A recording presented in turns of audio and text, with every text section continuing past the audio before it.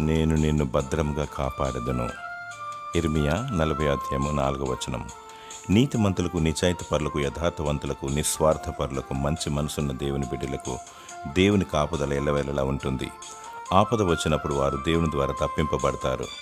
దేవుని నెరగని వారు, స్వార్థపరులు, నమ్మించి హాని తలపెట్టేవారు, దురాశతో దోచుకునేవారు ఆపద వచ్చినప్పుడు దాని నుండి తప్పించుకొనలేరు. నీ పొరుగు వారిని ప్రేమిస్తూ సాటి మానవునికి మేలు చేయాలి.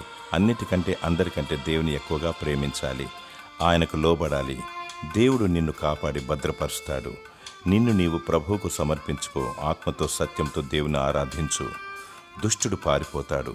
దేవుడు నమ్మదగినవాడు. శత్రువుకు భయపడి భద్రత లేదని బాధపడుచున్నావా? అధైర్యపడకు. దేవుడు నీకు తోడుగా ఉన్నాడు. దేవుడు నీకు భద్రత, క్షేమము, కాపుదల దయచేయునుగాక. ఆమేన్.